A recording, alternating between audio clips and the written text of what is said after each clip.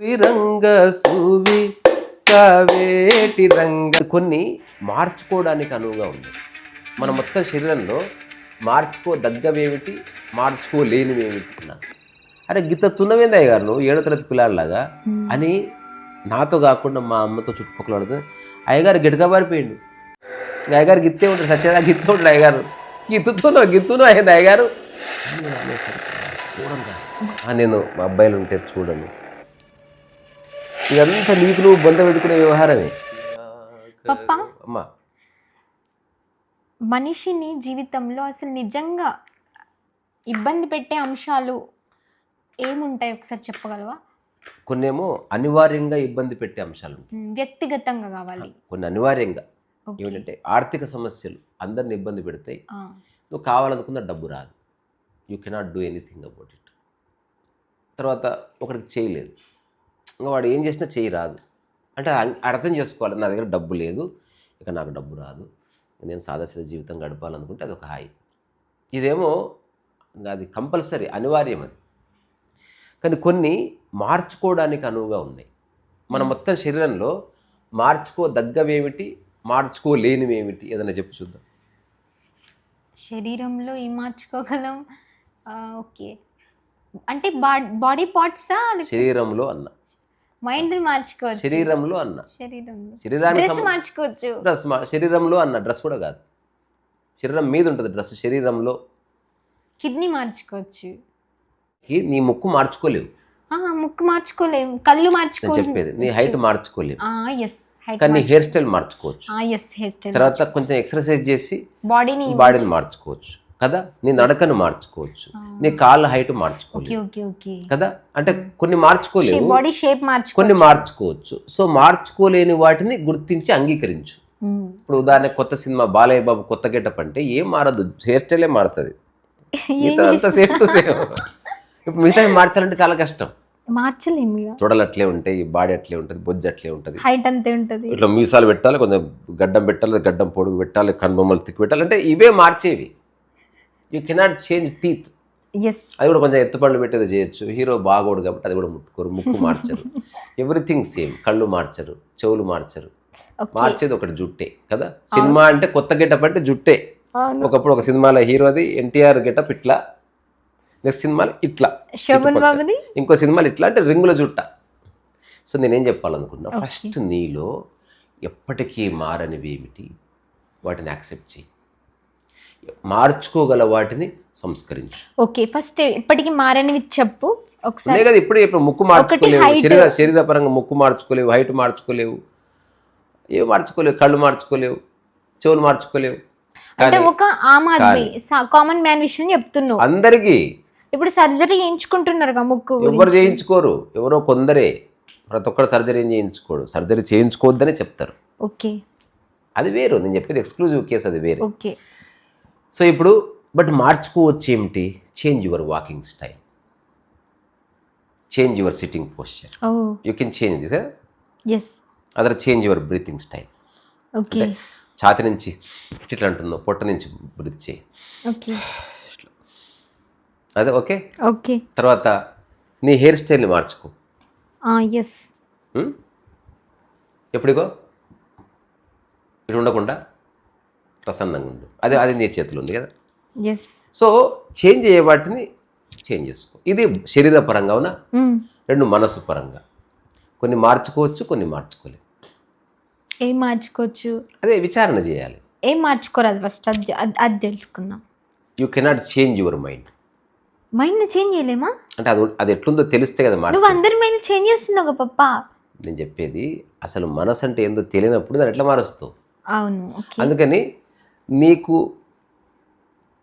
ఏవైతే ఇన్హిబిషన్స్ ఉన్నాయో, భావనలు నీ పట్ల నీకు, అవి మార్చుకో. Okay. Most of the time మనిషిని ఇబ్బంది పెట్టేది సమాజము కాదు, అవకాశం లేకపోవడము కాదు, ఈ భావన లేదా preconceived notion about your self, లేదా దాన్ని తెలుగులో ఏమంటారు, నీ గురించి నువ్వు వచ్చిన ఒక ముందస్తు భావన, ఏర్పరచుకున్న ముందస్తు భావన. ఇంకొకటి ఏంది, ఇన్ఫీరియారిటీ కాంప్లెక్స్, లేకపోతే అన్నెసెసరీ ఫియర్స్, లేకపోతే ఇన్హిబిషన్స్ అంటారు, మొహమాటాలు. ఇవి తీసేసేయాలి, ఇమ్మీడియట్లీ బొంద పెట్టేసేయాలి. వాటి మీద డే బై డే వర్క్ చేయాలి. ఇప్పుడు చాలామందికి ఉంటుంది, మంచిగా పాడతారు, కానీ అందరి ముందు పాడు అంటే నాకు సిగ్గవుతుంది నాకుంటుంది. నిజానికి ఆ వచ్చిన వ్యక్తి నువ్వు జస్ట్ పాడితే ఆ గొంతు విని నీకు గొప్ప ఆపర్చునిటీ ఇస్తే పర్వాలేదు, ఆపర్చునిటీ ఇస్తే you may become a great singer. Okay. కానీ నువ్వేం చేసినావు, నీ మొహమాటం వల్ల నీ కెరీర్ నాశనం అయిపోయింది. తర్వాత చాలామందికి వాళ్ళ శరీరం పట్ల ఒక భావన ఉంటుంది, శరీరం ఎలాగో ఉంది అది మార్చుకోలేము, కానీ నేను పొట్టిగా ఉంటాననే భావన నాకుండేది చిన్నగా ఉన్నప్పుడు. నాకు ఒక వ్యక్తి అన్న మాట నన్ను చిన్నప్పుడు 5-6 సంవత్సరాలు వెంటాడింది. అది నేను చాలా సఫర్ అయిన మాట అది. నేను ఆడుకుంటున్నా ఇంటర్మీడియట్ సెకండ్ ఇయర్, నేను పొట్టిగా ఉండేవాడిని. చిన్నప్పుడు చిన్నగానే ఉంటారు కదా మరి. ఇంటర్మీడియట్లో అందరు ఉంటారు కొంచెం ఎత్తుగా, నేను స్కూల్ గోయింగ్ కిడ్ లాగా కనిపిస్తుంది. సో ఒక ఆయన రమాచారి అని ఒక ఆయన వచ్చింది హఠాత్ ఇంటికి వచ్చి, అయ్యగారు అయ్యో ఏం చదువుతున్నావు అయ్యగారు అన్నాడు. అంటే నేను చాలా ఆడుతూ పాడుతూ క్రికెట్ బ్యాట్ తీసుకుని పోవడానికి వచ్చాను, ఇంటర్మీడియట్ సెకండ్ ఇయర్ అన్నా. అరే గిత్త తున్నవేంది అయ్యగారు నువ్వు 7వ తరగతి పిల్లలాగా అని నాతో కాకుండా మా అమ్మతో చుట్టుపక్కల పడుతుంది. అయ్యగారు గిటకబారిపోయిండు అంటే అంటే ఇంక ఎదగడు, ఇంకా ఈ బాడికి ఇంతే, ఇంకా అయ్యగారు గిత్తే ఉంటాడు, సత్యదా గిత్తే ఉంటాడు అయ్యగారు, గిత్తును అయ్యింది అయ్యగారు అని అనేసరికి నాకు ఘోరంగా బాధ కాదు తగిలింది నాకు. ఆ తర్వాత ఎప్పుడు బయటికి వెళ్ళినా నేను పొట్టిగున్నా అన్న థాట్ నన్ను వదిలిపెట్టలేదా. నా క్లాస్మేట్స్ నడిచేవాడిని కాదు, అంటే పక్కకి వెళ్తే నేను ఫస్ట్ వాడి హైట్ చూస్తుంటే అందరు నాకంటే ఎత్తున్నారు. నేను బస్సులో కూర్చుంది, బస్సు ఖాళీ ఉంటే ఎక్కుతుంటే ప్రతిసారి గుర్తొస్తుంది ఘోరంగా. అయితే ఇదంతా ఉండగా నేను డిగ్రీ ఫైనల్ ఇయర్ వరకు పొట్టిగానే ఉండి, డిగ్రీ ఫైనల్ ఇయర్ వరకు ఈ థాట్ ఎంటాడింది. చాలా సఫర్ అయిన థాట్ అంటే నేను పొట్టిగా ఉన్నాను, నేను బక్కగా ఉన్నాను, నా చేతులు సన్నగా ఉన్నాయి, ఎప్పుడు తెలిసి పట్టుకుంటే నేను ఒంటరికుంటే మస్తు ఆడుకుంటుంటే ఎవడన్నా నాకంటే పొడుగు పిల్లగాడు నా ఎదురుంటే నాకు పట్టుకుంటుండే. ఇది ఇలా ఉండగా ఒకరోజు ఒక అద్భుతం జరిగింది. ఎప్పుడు పంపరు మా ఇంట్లో ఊరికి. ఒకసారి అనుకోకుండా హైదరాబాదు ఎవరో బంధువులు వస్తే, ఎరా వస్తావా మా ఇంట్లో ఉంటావా 2 నెలలు, సమ్మర్ ఏం చేస్తావా అన్నాడు ఆయన సాగరన్న. ఆశ్చర్యం, చుట్టాలా సాగరన్న ఒక ఆయన చుట్టాలే. మా అమ్మ దిక్కు చూస్తే పోతే పోరా ఏముంది. నేను ఫస్ట్ టైము ఫ్రీడమ్లో మా ఊరి నుంచి బయటకు వెళ్ళి, డిగ్రీ ఫైనల్ ఇయర్ కంటే ముందు సెకండ్ ఇయర్ ఎగ్జామ్స్ తర్వాత ఆ ఊరు వెళ్ళిన తర్వాత వాళ్ళ ఇంట్లో అదృష్టంగా టీవీ ఉంది. ఇంకా పొద్దుస్తమాన వాళ్ళ ఇంట్లో స్వేచ్ఛ కూడా ఉంటుంది. మా వదినమ్మ రీసెంట్గా చచ్చిపోయింది, శశికళమ్మ అని, సచ్ ఎ బ్యూటిఫుల్ పర్సన్. సరే ఆమె గురించి ఎవరెవరు ఎట్లా అనుకున్నా, నాకు వ్యక్తిగతంగా ఆమె స్వభావం చాలా మంచిది. సాగరన్న శశికళ ఇద్దరు బ్యూటిఫుల్ వైఫ్ అండ్ హస్బెండ్. ఆమె ఏం చేసేది, నువ్వు ఎప్పుడు లేస్తే అప్పుడు కాఫీ ఇచ్చేది, ఏనాడు చెప్పదు ఎర్లీగా లేవని, ఎప్పుడు నెవర్. తర్వాత రాత్రి 1 గంట టీవీ చూస్తుంది అనుకో, చూసుకోనిలే వాడు ఆపాలనిపించినప్పుడు ఆపుతాడులే అని చెప్పేది ఆమె. మంచి మనసు. ఇప్పుడు నేను అదే చేస్తే ఎవరన్నా రాత్రిపూట మేము ఐ డోంట్ డిస్టర్బ్. సో ఇది ఇలా ఉండగా ఒక దేవదూత వచ్చాడు నా లైఫ్లోకి. నేను అక్కడ బయట ఆడుకుంటున్నా, డిగ్రీ సెకండ్ ఇయర్ అయిపోయింది, గీతతున్నా. ఆ తర్వాత నేను చెప్పేది నమ్మకపోతే నా ఫోటోలు పెడతా, నీకు తెలుస్తుంది.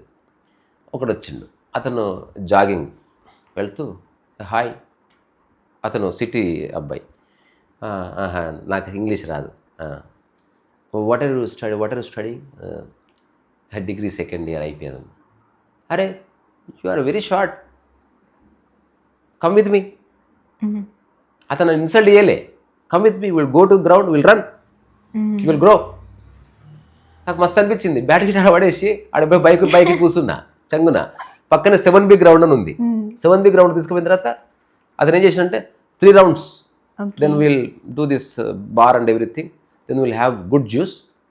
అతను ఎవరో కూడా తెలియదు, ఫస్ట్ డేనే. ఇప్పటికి అతని పేరు కూడా తెలియదు నాకు, అడగనే లేదు, అన్న అంటుంటే అంతే. అతను తమ్ముడు అంటుండే, కమ్ బ్రదర్. తర్వాత పోగానే ఆ రన్నింగ్ చేయగానే బార్ గిరి ఇట్లా విపరీతంగా ఊపెట్టాడు. నాకు ఇట్లా చేతులు సంకలన్నీ పట్టుకపోయేటి. అసలు నేను మర్చిపోయినా, ఉల్లు గిల్లు ఫ్రెండ్స్ మస్తు అతన్ని ఎంకరేజ్ చేస్తాడు బాగా, ఇంకా ఊగు అంత అయిపోయిన తర్వాత అప్పుడు ఎంబడే జ్యూస్ కూడా ఉండేది, అరటిపళ్ళు, కొన్ని క్యారెట్ గిరెట్ అన్ని మంచి అక్కడే పార్కులు కూర్చొని తిని, ఆ తర్వాత మళ్ళీ సీ టుమారో అంతే. ఆ తర్వాత అతను ఎక్కడికి వెళ్ళి ఇంట్లోకి వచ్చిండా, రోడ్డు మీద కలిసిండు. అతను ఎవరో కూడా, అతని ఇల్లే కూడా తెలియదు నాకు. పొద్దున్న నిద్ర లేస్తానే బయట ఉంటే అతను బైక్ వేసుకుని వచ్చేటోడు. ఆ 2 నెలలు ఆ 45 days ఎప్పుడు వచ్చాడు. ఆ ఊరతనే తెలియదు నాకు.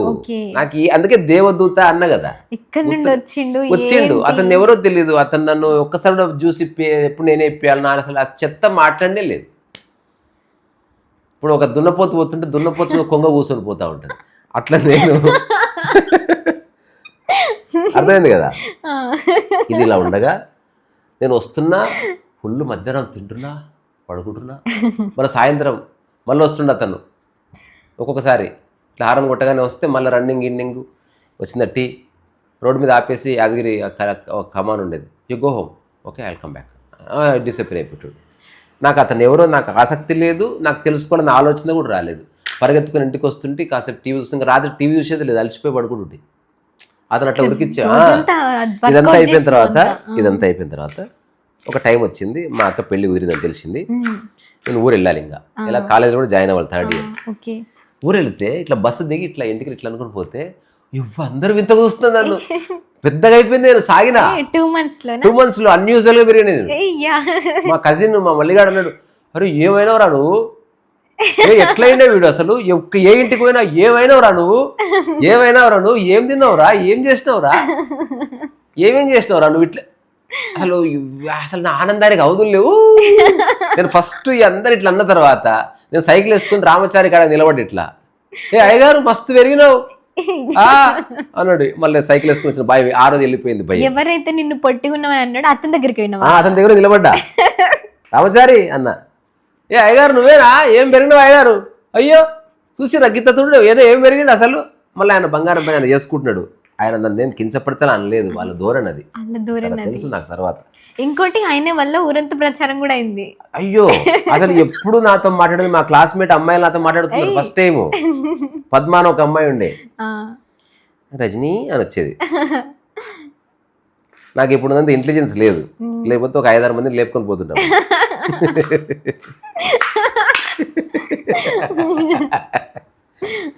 నేను మహాలంగను బేసికల్లీ.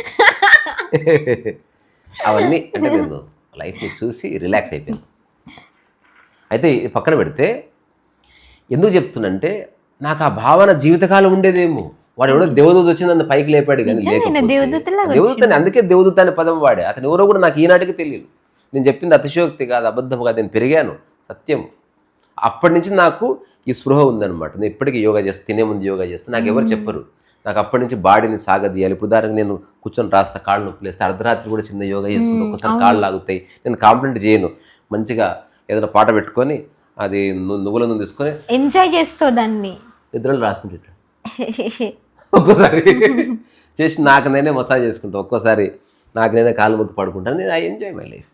సో ఈ ఇన్హిబిషన్స్ తీసేయండి. నేను పొట్టిగా ఉన్నా, నేను అందంగా లేను, నాకు కొంచెం ముక్కు పొడుగుంటే బాగుండేది, నేను మాట్లాడలేను. ట్రై చేయి డాడీ, మాట్లాడితేనే వస్తుంది. అమ్మో నేను అందరూ ఉంటే బయటికి రాను,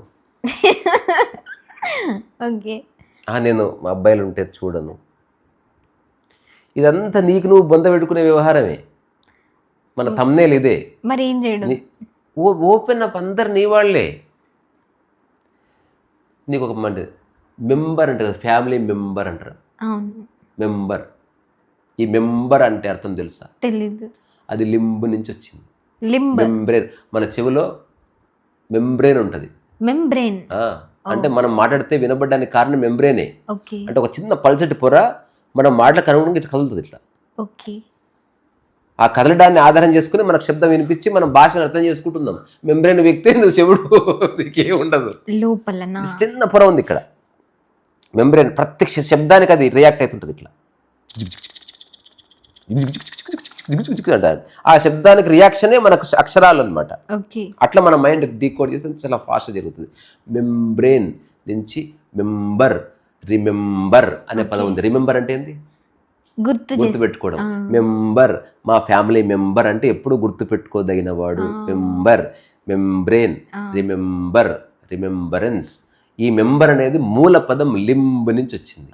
లింబ్ అంటే అవయవం. సో లింబ్ అంటే అవయవం. లింబ్ అంటే మనకు అతుక్కొని ఉంటుంది, మెంబ్ అంటే మనకు బయట ఉంటుంది. ఫ్యామిలీ మెంబర్ అంటే బయట ఉన్నాడు బట్ నాలో భాగము అని చెప్తున్నావా? అంటే లింబుకు మెంబుకు తేడా, అది దానికి చిన్న తేడా భాషలో. మరి నేనేం భాష ఎక్స్పర్ట్ కాదు, అయినా సరే నా అధ్యయనాలు చెప్తున్నాను. ఇవి ఎవరు మీరు చదివినా దొరకవు. నాకు అర్థమైంది, ఒకటి చెప్తా. చెప్పు. లింబ్ అంటే బాడీలో పార్ట్, ఆ. బాడీలో పార్ట్ లాగే మనకి వేరేది. అతి దగ్గర ఉన్న వాళ్ళు మనం కరెక్ట్. ఇప్పుడు లింబ్ వెరీ లాగా గుడ్ మెంబ్. Very good. ఇప్పుడు ఇంకో చిన్న విషయం చెప్తా. ఎప్పుడైనా సరే, ఇప్పుడు నేను పెయింటింగ్ వేస్తున్నా, సపరపర ఆడుస్తున్నాయి కదా. నేను మొట్టమొదటిసారి నేను పెట్టాలనుకున్న ఆఫీస్కి ఒక పేరు పెట్టా. అదేంటో తెలుసా? 6th ఫింగర్ అని పెట్టాను. అంటే పెన్సిల్ నా 6వ వేలు అన్నట్టుగా పెట్టాను. నాకు అంత భాష రాకపోతే మా ఫ్రెండ్ ఉండే అంత బాగాలేదంటే వదిలేసి చెప్తున్నా. సో అట్లా అసలు ఐడియా ఎంత బాగుంది. బాగుంది, నిజం అది. ఇప్పుడు నేను మాట్లాడుతున్నా, తర్వాత నేను వైలిన్ వాయిస్తున్నా. మాట నాలో భాగము, వైలిన్ నా బయట ఉంది, కానీ అది కూడా నాలో భాగం, అవునా కదా? ఇప్పుడు నేను వంట ఒకటి చక్క చక్క చక్కని తరుగుతాడు, అది వాడిలో భాగం. అట్లా ఆ లింబు కాస్త మెంబయిందని ఒక భాషకు సంబంధించిన అబ్జర్వేషన్ ఇది. కొంత లోతుగా భాషను స్టడీ చేస్తే, లింగ్విస్టిక్స్ స్టడీ చేస్తే ఈ విషయాలు తెలుస్తాయి. ఎటిమోలాజీ కిందికి వస్తుంది. అది వదిలేద్దాం. సో ఇప్పుడు నీకు ఫియర్ పోవాలన్నా, భావన పోవాలన్నా, నీ బయట ఉన్న వాళ్ళంతా నీ నీ లింబ్ అనుకో. ఇప్పుడు నీ చెయ్యి ఉంది, నీ చెయ్యి ఇట్లా పెట్టుకున్నావు, నా చెయ్యి చూస్తుంది, నేను పాడదంటావా? అది మన చెయ్యి కదా. అట్లా అది కూడా నీ చెయ్యి అనుకో. నీ ఎదురుగున్నది నీ శరీర భాగం. మరి అనుకోవడం అంత సహజమా? 100% సహజమే. నువ్వు నిజంగా సత్యం ఏంటంటే అందరు నీలో భాగమే. ఆధ్యాత్మికత అంటే అదే. అద్వైతం, నిర్వాణ షట్కం ఏం చెప్తుంది? ఇక్కడ నేను తప్ప ఎవ్వరు లేరు అంటే దాని అర్థం ఎవ్వరు లేరని కాదు, అందరూ నాలో భాగమై ఉన్నారని. ఇది సత్యము, పరమసత్యం ఇది. ఇది అర్థం చేసుకున్న వాడే నిజమైన ప్రశాంతతను అనుభవిస్తాడు. మిగతా వాళ్ళంతా ప్రశాంతత ఉందంటే అనుకుంటారు అంతే. రియల్ పీస్ ఏంటో తెలుసా? నువ్వు మరణించడం లేదు, నువ్వు ఎక్కడికి పోవడం లేదు, ఆ తర్వాత ఎవ్వరూ అన్యులు కాదు. నేను మళ్ళీ ప్రాపంచికంగా మాట్లాడు, దుర్మార్గులు ఉన్నారు, పోలీసులు ఉన్నారు, అదే నేను చెప్పేది ఆధ్యాత్మిక పరంగా కోర్ నేను చెప్తున్నది. ఓకే. సో అందుకని మీలో ఇన్హిబిషనే మీ మొహమాటం మీ జీవితాన్ని నాశనం చేస్తుంది. మీ ఇన్హిబిషన్ మీ జీవితాన్ని ఎదగనీయకుండా చేస్తుంది. మీ పట్ల మీకున్న భావనలు మీ లైఫ్ని కురచ చేస్తుంది. You become narrow minded all the time. ట్రందా ఓపెన్గా ఎవరేం చేయరు, అలర్ట్గా ఉండు, అవేర్గా ఉండు. పాట పాడమంటే బ్రహ్మాండంగా పాడేసేయాలి. నీకు పాడడం వచ్చు, ఎక్కడన్నా పాడు. నువ్వు చక్కగా డ్యాన్స్ చేస్తున్నావు, ఎవరైనా వచ్చారు దాక్కోకు, కంటిన్యూ. నేను చిన్న డ్యాన్స్ చేస్తున్నా, కూర్చొని చూసి చూడండి, పర్వాలేదు. మంచి సర్దుకో. నీ అవయవాలు ఏం కనబడాలన్నావు, నువ్వేం క్యాబరీ డ్యాన్స్ చేస్తున్నావు, యు ఆర్ డూయింగ్ డ్యాన్స్. ఇప్పుడు వంట చేస్తున్నావు, ఎవరు వచ్చారు, అమ్మ మొగోళ్ళు వంట చేస్తే బాగోదు అని దాక్కోకు. ఎవరు వచ్చినా వంట చేయి. ఎవరు లేనప్పుడు చేసేది బోడి. నువ్వు సంసారం చేస్తున్నావా లేకపోతే ఏమైనా శృంగారం చేస్తున్నావు అందరి ముందు ఎక్కడో మూలకు చేయడానికి? ప్రతిదానికి భయపడితేటరా, చక్కగా అందరి ముందు అన్నీ చేయి. అంగాంగ ప్రదర్శన చేయమని కాదు, నీ స్కిల్ని ఎక్స్ప్రెస్ చేయి. నేను చాలా బాగా కథలు చెప్తానని చెప్పు. ఒక ఆవిడ దీప అని ఉండేది, నాకు ఒకప్పుడు ఫ్రెండ్. ఇప్పుడు తను వేరే దేశాల్లో ఉన్నట్టు నాకు తెలియదు. ఆమె గొప్ప లక్షణం ఏంటో తెలుసా? ఆమె కథలు ప్రాక్టీస్ చేస్తుంది. అందరూ చాలా చులకన చేశారు ఆమె. హీరోయిన్ లాగా ఉంటుంది, అవకాశాలు కూడా వచ్చాయి. కానీ తన కథల్ని ఎంచుకుంది. ప్రపంచంలో ఉన్న రకరకాల సాంప్రదాయాల కథలన్నీ అధ్యయనం చేయడము, దాన్ని అందంగా చెప్పడం. ఆమె ఏ ఇంటికి వెళ్ళినా పెద్దవాళ్ళు ఉండని, ముసలి వాళ్ళు ఉండని, చిన్నపిల్లలు ఉండని, అందరికి కథలు చెప్తారు. భోజనం ఎంత టైం ఉంది? 1/2 hour. I will narrate story, please come SIT SIT SIT. తర్వాత చిన్న చిన్న వస్తువులు తీసుకుంటుంది, ఇట్లా ఇట్లా ఇట్లా ఉందనుకో అని ఒక కథ స్టార్ట్ చేస్తుంది. ఏది ఉంటే అదే. ఇట్లా ఏదైనా ఉంటే, there was a forest and in that forest a beautiful deer is there and deer is running. How is this running? Beautiful. తాదిన్నా ఒకసారి నువ్వు చూయించినావు. ఇది నేను చెప్పేది కొత్త క్యారెక్టర్, మా ఆనంద్ సార్. ఇది వేరే బ్యాచ్, మాకు ఒక గ్రూప్ ఉండేదిలే. ఒకప్పటిలాగా నేను పని చేస్తలేదు, ప్రస్తుతం ఇంట్లో ఉన్నా. నేను వేరే చాలా ఉధృతంగా ఇంటెన్స్గా పని చేస్తుంటుంది నేను. సరే, పాయింట్ ఏమిటి? తను అలా కథలు చెప్పి ప్రపంచంలో పెద్ద పెద్ద వేదికల మీద కథలు చెప్తుంది. ఇప్పుడు ఆమె కథ చెప్పాలంటే 2 లక్షలు ఇవ్వాలి. అంటే అందులో ఎవ్వరూ సాధించని పరిణితి సాధించింది. ఇన్హిబిషన్ తీసేసింది. ఇప్పుడు నాకు తెలిసిన బ్యూటిఫుల్ సింగర్ ఉన్నారు, అనసూయ గారు. ఇన్హిబిషన్ ఏముండదు, ఎవరు వచ్చినా చక్కగా పాడుతూ ఉంటుంది. అంత సరే, బాగా పాడుతున్నావు, ఇంకేమైనా పాట కావాలా? వంట అయ్యేలోపు తెలియకరామా నీ కరుణా ప్రసరణ కాగా రామ రామ తలనానా అని పాడదు. అంతా అయిపోయి భోజనం ఇట్లా వడ్డించేలోపు ఇట్లా అందరు భోజనాలు అయిపోయారు, ఆమె తీసి కడిగేసుకుంది. Sings beautifully. ఈ మధ్య ఒక పాట, మను విదా కరో జీ అబ్ విదా కరో మేరే యారా, మను విదా కరో జీ మను విదాకరు. నేనేమంటున్నా, ఓపెన్. ఒక ఫ్లవర్ చూసి ఆహా అంటున్నావా, పిచ్చి నా కొడక, అట్లెందుకు లేవు నువ్వు? అది ఓపెన్ అవుతుంది, ఓపెన్ అయితే నీకు నచ్చుతుంది. మరి నువ్వు కూడా ఓపెన్గా వావ్ కదా? అవును, ఎగ్జాక్ట్. బా అన్న మంచిగా అయింది, బియ్యం ఓపెన్ అయిందిరా డాడీ, బియ్యం ఓపెన్ అయ్యి అన్నం అయింది. అది పండు ఎంత బాగుంది, అది మూసుకుపోలేరా, ఓపెన్ అయింది అది. అబ్బాయి అమ్మాయి సూపర్ ఉంది, ప్రకృతి వల్ల ఆమె కూడా ఓపెన్ అయింది, తన యవ్వనం బయటకు వచ్చింది. అట్లా కాకుండా చిన్నప్పుడు ఇంతే ఉంది అట్లే ఉంది అనుకో, పిడిసగట్టకపోయి ఎవడరా పెళ్లి చేసుకునేది? అమ్మాయికి పెళ్ళి కాదు, శరీరానికే పెళ్ళి అవుతుంది. ఎవరైనా శరీరాన్నే చూస్తారు. Okay okay. ఆ ఓపెన్ అనే శరీరం అంటే చక్కటి, ఇప్పుడు డింపుల్ హయతి ఉంది, లేకపోతే అనుష్క గారు ఉన్నారు, ఇట్లాంటి హీరోయిన్స్ ఎందుకు అందరు చూస్తారంటే ఫుల్లీ ఓపెన్డ్ ఫ్రూట్ అది. మిగతా అమ్మాయిలు ఉంటారు అంత ఓపెన్ కాలేదు. అంటే మంచి శరీరము, మంచి నడుము, తప్పుగా అనుకోవద్దు, అవన్నీ చూస్తారు కదా. ఇప్పుడు మహేష్ బాబు అంటే మంచి హైటు, తప్పే ఉంది, శరీరం ఉంది, శరీరంగా చూద్దాం.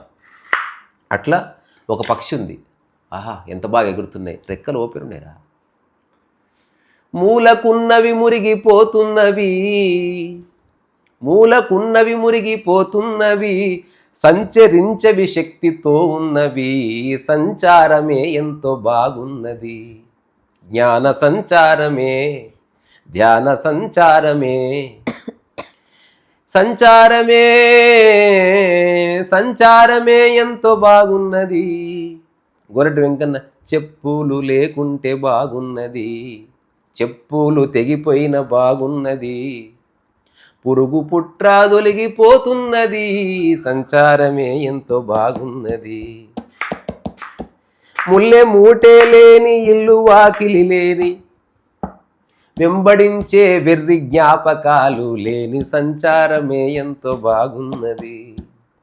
పండిన రేగి బాగున్నది, జాన చెట్టుకు పండ్లు బాగున్నవి, వాగులో నీరెంత బాగున్నది, దోషిలతో తాగితే ఎంతో బాగున్నది, సంచారమే. ఓపెన్, బయటికి రా. ఒక చిన్న పక్షి గూడులో నుంచి బయటకు వస్తుంది. నువ్వు ఇంత ఆధునికమైన సమాజంలో పుట్టి ఎక్కడెక్కడి నుంచో బయటకు వచ్చి రూమ్లో ఇరుత్తావు కదరా నువ్వు. ఓపెన్, బయటికి రా. నీకు పాట వస్తే పాడు, జనాలు నవ్వుతారు, నవ్వుకొని వాళ్ళు నవ్వడం వచ్చు, నీకు పాడడం వచ్చు. అర్థమైందా? ఓకే. నేనైతే ఐఎమ్ ఎక్స్ప్రెసింగ్, నేను రైటర్ని కాదు, రాస్తున్నాను. నేను గొప్ప షెఫ్ని కాదు, చేస్తున్నాను.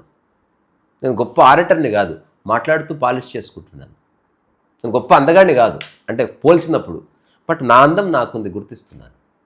I have my own unique way of presenting myself. గోచి పెట్టుకుంటా, రెండు జుట్టెర వేసుకొని తిరుగుతా, రెండు పాటలు పాడుకుంటా. I enjoy my life. చూసుకొని చూసిన పండ్లే తెల్లగైతాయి అంటారు కదా, నవ్వినోని పండ్లే ఊసిపోతాను సామెత. ఓకే. అందుకని ఇన్హిబిషన్ తీసేసేయండి. ఇది ఒక్కటి నేను చెప్పాలనుకున్నది. చాలా ఇన్ఫీరియారిటీ కాంప్లెక్స్ ఉంటుంది. నాకు చీకటి భయం, అమ్మ నాకు ఏమైనా కొత్తలు వస్తే భయం, ఇవి కాంప్లెక్స్లు. ఇన్హిబిషన్స్ అంటే నీ పట్ల నీకు, నేను వేరే వాళ్ళ ముందు పాడను, నేను వేరే వాళ్ళతో రాను, ఆ ఇంటికి ఎవరైనా వస్తే నేను బయటికి రాను, ఇది ఇన్హిబిషన్స్. తర్వాత నీ పట్ల నీకున్న భావన, నేను ఎత్తుకలేను, నేను తెల్లగలేను, నా ముక్కు బాగుంది కానీ నా పళ్ళు నా గుగ్గిరి పళ్ళు హిహిహి అని నవ్వుతారు. అరే పళ్ళు పిరిగిపోయింది, పుచ్చిపళ్ళు, నవ్వురా హేహి అని, ఏమవుతుంది? కానీ నీకు ఫీలింగ్ వచ్చేసింది, నాకు పన్ను బాగాలేదు, ఈ పన్ను అందుకని నవ్వుతారు అన్నమాట. చక్కటి నవ్వుని ఎవరో చూస్తారు, ఎవరో ఏమో అనుకుంటారని వాళ్ళు అనుకోకముందే నువ్వే అనుకొని అట్లా జీవితాన్ని క్రిప్పుల్డ్ అంటారు దాన్ని. అంటే ఇట్లా ముడుచుకో మెల్లమెల్లగా నువ్వే ఒత్తుతున్నావు దాన్ని. ఓపెన్ అవ్వాల్సిందని ముడిచేస్తున్నావు. సరే మిగతా వాళ్ళ సంగతి నాకు వదిలేసి, నాకు ఇన్హిబిషన్స్ లేవు, భయాలు లేవు, నాకు సిగ్గు లేదు, లజ్జ లేదు, బీడియం లేదు, ఏం లేదు. నన్ను ఎక్స్ప్రెస్ చేస్తున్నా. ఎవరు నచ్చకపోతే చెప్తారు, ఓకే అలాగే మీకు నచ్చదు కాబట్టి మీ ముందు పాడనులే, బయట పాడుకుంటా. కానీ పాడుకుంటా. ఖచ్చితంగా. ఇది ఎలా ఉందంటే నేను ఒకసారి పడుకున్నా ఒక ఇంట్లో, ఓకే. హఠాత్తుగా ఏమైందో 10:30కి లైట్ బంద్ చేయాలి అన్నాడు ఆయన పెద్ద ఆయన. నేను దేనికి అన్నా, చదువుకోవాలి కదా. మా ఆయన 10:30కి లైట్ బంద్ చేస్తాను. ఓకే. ఏం చేసినావు? అన్న 2 నిమిషాలు మాట్లాడినచ్చు అంటే ఎందుకు, ఇంకోటి మీరు లోపల కదా పడుకునేది, ఇక్కడ లైట్ ఎందుకు బంద్ చేయాలన్న. మేము 10:30కి లైట్ బంద్ చేస్తామా అని ఆయన ఇరిటేట్ అవుతున్నాడు. మీరు కూడా పడుకోండి అన్నాడు. నేను చెప్పానంటే లాకేసుకోండి, ఐఎమ్ గోయింగ్ అవుట్. అదే ఇంకో లైట్ మీది, బాడీ నాది. ఓకే. మీరు లైట్ బంద్ చేసుకోవచ్చు, మీరు లైట్ బంద్ చేసుకున్నారు చేసుకోండి 10:30కి, ఎవడొద్దన్నాడు. కరెక్ట్. నేను చదువుకోవాలనుకుంటున్నా, ఎక్కడన్నా ఒక కేఫ్టేరియాకో, ఓ రెస్టారెంట్కో, ఒక హోటల్కో వెళ్ళి హాయిగా చదువుకొని అక్కడ పడుకొని రేపు పొద్దున వస్తా. మనం చేసిన పని రేపు పొద్దున కాదు, ఇప్పుడు రాత్రి పీకేది ఏమి లేదు అని చెప్పి వెళ్ళిపోయాను. లేదు ఒక పావు గంట అర్ధ గంట చదువుకోవచ్చు. నేను చదువుకోను, 10:30కి లైట్ బంద్ చేయాలని నేనేమో, నువ్వు పాటించు, పండుకోపో, టాటా బై బై. ఆ తర్వాత నెక్స్ట్ డే ఫోన్ చేశాడు, వస్తున్నారా అని. రానుగా, నువ్వే రా, నేను మీ ఇంట్లో భోజనం చేయను, నేను బయటే చేస్తాను. ఎందుకంటే ఎప్పుడు చేశారు భోజనం అంటే ఇప్పుడే వండాం, నేను ఎర్లీ మార్నింగ్ 6కి వండితేనే తింటాను నేను అని చెప్పి. ఎర్లీ మార్నింగ్ 6 6కి వండాలి, తినాలి, అప్పుడు తింటాను నేను, ఫ్రెష్గా తినను నేను. మీకైతే 10:30కి లైట్ బంద్ చేయని రూల్ ఉంది, నాకు రూల్ ఉంది బై. నువ్వు పని చేయి, ఇప్పుడు అంతా పడేసి రేపు మార్నింగ్ 6 గంటలకు వండుకొని తీసుకుని రా. He understood. అందుకని let us agree to disagree. జీవితంలో మీ ఇంట్లో దిగేది లేదు, మళ్ళీ నేను మీతో నాకేం వైరం లేదు, మీరు మీలా ఉండి నేను అలా ఉంటాను, నాకు ఎవరితో వైరం లేదు. కానీ మూర్ఖులతో ఉండకూడదు. నో, వాళ్ళకి తెలిసిందే ఫైనల్ అనుకునే బ్యాచ్లు కొందరు ఉంటారు, వాళ్ళు మారరు, పక్క వాళ్ళని ఫోర్స్ చేస్తారు, మనకెందుకు అది. అందుకని ఓవరాల్గా నేను చెప్పింది నీకేమర్థమైంది జర చెప్పు, కంక్లూడ్ చేద్దాం. అంటే మనలో ఇన్హిబిషన్స్ ఇన్హిబిషన్స్ అనేవి ఉంటే మనం ఏంటో మనం మనల్ని మనం ఫస్ట్ తెలుసుకోలేం. అంతేకాకుండా నువ్వు నీ ఆనందాన్ని అన్నింటినీ మిస్ అవుతావు. చాలా ఎవరో వచ్చి ఆడ కూర్చున్నారని బయటికి రారు లేడీస్. వచ్చిందా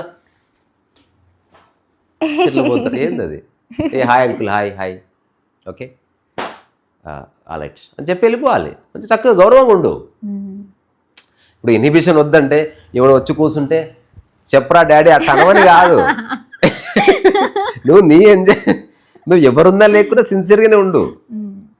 నువ్వు ఎవరైనా లేకపోతే పెట్టరేగిపోవడం, ఎవరైనా వస్తే ముడుచుకోవడం కాదు, ఎప్పుడు ప్రశాంతంగానే. ఇప్పుడు ఇంట్లో ఎవరు లేరు, అప్పుడు ఇట్లే కూర్చో. ఇంట్లో ఎవరు లేరని పని చెప్పి ఇట్లా అనుకోని అట్లా కాదు, అందరూ అట్లా చేస్తారు. అంటే ఎవరు లేకపోతే పెట్టరేగిపోతారు, ఇట్లా ఎవరైనా రాగానే దొంగ కొడుకులు ఉన్నారు అందరు. నేను చెప్పింది ఏమైనా అర్థమవుతుందా బెట నీకు? పప్పా ఇప్పుడు ఇన్హిబిషన్స్ పోవాలి ఎలా చెప్తే కదా, గుర్తించడం అది అనవసరం అని తెలుసుకోవడం అంతే. అంత మనవాళ్ళే, ఇదొక్కటే ఆధారం, ఎదురుగున్నది మనవాళ్ళే. మనలో ఈ ఇన్హిబిషన్స్ ఉన్నాయి అని ఎలా గుర్తించడం? నీకే తెలుస్తుంది కదా, నువ్వు దాక్కుంటావు, ముడుచుకుంటావు, వెళ్ళిపోతావు, భయం అవుతుంది, భయం వస్తుంది, ఫీలింగ్ వస్తుంది, సిగ్గు అవుతుంది, బ్లషింగ్ అవుతుంది, ఇవన్నీ అవుతాయి. అవన్నీ కాకూడదు. అయితే మరి ఏవైతే ఇన్హిబిషన్స్ ఉన్నాయో వాటి వల్ల కొంచెం కూడా మనకి ఉపయోగం లేదా? జీరో. అంటే చిన్న జీరో కాదు, పెద్ద జీరో. ఓకే, 0. నేను కనుక ఫేమస్ అయితే నేను ఒక పేరు పెట్టుకుంటా, నాకు పెద్ద జీరో స్వామి. చాలా పేర్లలో ఇదొక పేర్లే, బుబ్బల్లో ఒక పేరు. పప్పా ఏదో అడుగుదనుకున్నా మర్చిపోయినా, టక్కున పోయింది. ఎనిమల్స్ లో ఇన్హిబిషన్స్ ఉంటాయా? అందుకే ఎనిమల్ లాగా ప్రవర్తించిండు వాడు అంటారు. ఎనిమల్కి ఏమో తెలియదు, వాటికి సెన్సిటివిటీ ఉండదు.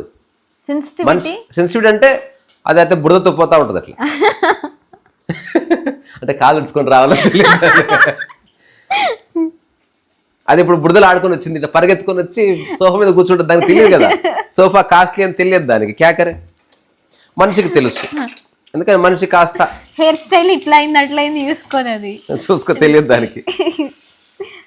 ఓకే, మరి మనలో ఇంకా ఏ స్కిల్ ఉందో ఎలా తెలుసుకోవడం? స్కిల్ తర్వాత స్కిల్ చాలా చిన్న విషయం. ఏదైనా ఒక దాన్ని పట్టుకొని 41 రోజులు మండలం, ఉదయం మధ్యాహ్నం రాత్రి కలలో కూడా దాని గురించి ఆలోచించు. నీకు అపారమైన స్కిల్ వచ్చేస్తుంది. ఇప్పుడు ఉదాహరణకి సంస్కృతి నేర్చుకోవాలనుకున్నావు, ఉదయం సంస్కృతే, మధ్యాహ్నం సంస్కృతే, మాట్లాడిన సంస్కృతే, విన్న సంస్కృతే, పడుకున్న సంస్కృతే. 41 రోజులు అట్లా ఉండి చూడు, అద్భుతమైన మార్పు వచ్చేస్తుంది. ఇప్పుడు నేను ఇంగ్లీష్ గురించి సేమ్ అదే చేస్తాను. 41 days నిజంగా చేసి చూడు. ఇంగ్లీషే చదువు, ఇంగ్లీషే విను, ఇంగ్లీషే మాట్లాడు. జనాలు నవ్వుతే నవ్వుతారు, ఏడుస్తే ఏడుస్తారు, నీకు సంబంధం లేదు. అబ్బా నీ అమ్మాయి సాపుతున్నారా నాయన 15 రోజులే ఆ పొద్దుస్తమానం ఇంగ్లీష్ మాయి అయినా సరే నువ్వు కంటిన్యూ చెయ్యి. ఒక ఆఫ్టర్ 3 months ఏం చెప్తారు తెలుసా? ఎంతమంది నవ్వినా ఆవిడ కొనసాగించి చాలా ఎక్స్పర్ట్ అయింది, ఇప్పుడు we are so proud of her అని చెప్పుకుంటారు. మళ్ళీ జనాలే నిన్ను ఇన్సల్ట్ చేసిన వాళ్ళు నీ అభిమానులు అవుతారు. నిజం ఇది. ఇప్పుడు ఎవరెవరు నన్ను చులకన చేశారో వాళ్ళంతా నన్ను చాలా ఇష్టపడతారు ఇప్పుడు. ఎందుకో తెలుసా? వాళ్ళు చులకన చేస్తే నేను తప్పుగా అనుకోలేదు, వాళ్ళ స్వభావం అది, అంతే, తప్పే ఉంది. It's okay. అట్లీస్ట్ చులకన చేస్తున్నారు, ఏదో ఒకటి చేస్తున్నారు కదా. అట్లా ఓషో ఒక మాట అనేవాడు, either you hate me or love me but you cannot ignore me. అంటే నువ్వు ప్రేమించినా ద్వేషించినా వాడి గురించి ఆలోచిస్తున్నట్టు. అవును, మరి ఇగ్నోర్ చేస్తే అద్భుతం, అది అల్టిమేట్. అది ఇన్హిబిషన్స్ అంటే ఏంది? ఇగ్నోర్ చేయడమే. నువ్వు ఎదురుగా ఎవరున్నారు అవన్నీ లేదు, నీవు నీ సంస్కారంలో ఉండు. ఉదాహరణకి నీకు ఇప్పుడు ఇగ్నోర్ చేయడం అహంకారం అనుకుంటాం. కాదు కాదు కాదు కాదు కాదు కాదా? అంజాన్ కొట్టడం అహంకారం. అంజాన్ అంటే ఉన్నావని తెలిసి కూడా నువ్వు పోజు కొట్టకుండా. ఇగ్నోర్ అంటే ఏంది? వాళ్ళ పనిలో వాళ్ళు ఉన్నారు, నా పనిలో నేనున్నాను, ఆ పాయింట్ ఆఫ్ వ్యూలో. ఇగ్నోర్ అని చెప్పి నువ్వు ఏదో పిచ్చిగా ప్రవర్తించమని కాదు. సో కొంతకాలం నీలో ఉన్నదాన్ని వ్యక్తపరచు. నీకు రాయడం వస్తే మంచిగా రాయి, రోజు రాయి. పాడడం వస్తే రోజు పాడు. దాన్ని పాలిష్ చేసుకో, గుడ్డిగా అట్లా కాకుండా. అప్పుడు తర్వాత నీ శరీరాన్ని అంగీకరించు. నీ మొట్టమొదటి ఆధ్యాత్మికతకు ఫస్ట్ నిన్ను నువ్వు అంగీకరించుకోవడం. నీ శరీరాన్ని అంగీకరించలేని వాడివి నువ్వు దేన్ని అంగీకరిస్తావు డాడీ? ఇంపాసిబుల్ అది. ఇప్పుడు రామకృష్ణ పరమహంస ఇట్లా ఉంటాడు, ఇట్లా he accepted his body. తల ఇట్లా ఊతుంది, చివరిలో తల ఊగేది ఇట్లా, తల ఊతూనే ఉండేది. వచ్చేవాళ్ళు ఆశ్చర్యపోయారు, రమణ మహర్షి ప్రశాంతం. ఎవరు వచ్చి చెప్తారు కదా, అయ్యో భగవాన్ ఒకప్పుడు ఇలా ఉండేవారు, ఇప్పుడు ఇట్లా మీరు ముసలిగా అయిపోయి తల ఊగుతుంది అంటే, అది చెప్పడానికి వచ్చావా? చాలా ఇంటెలిజెన్స్ ఉంది కదా. తల ఊగుతుంది, నేను ఊగట్లే కదా. ఓకే, చాలా చాలా బాగుంది చెప్పిన టాపిక్. ఓకేనా? మంచి పాట, చాలా మంచి మంచి పాటలు ఉన్నాయి. అయ్యో క్వశ్చన్ మర్చిపోయినా. సూవి కస్తూరి రంగ సూ, దీన్ని మంచిగా మనం సంగీత పరంగా వాడుకోవచ్చు. ఓకే, మరి ఎక్కువ శబ్దం వస్తుంది.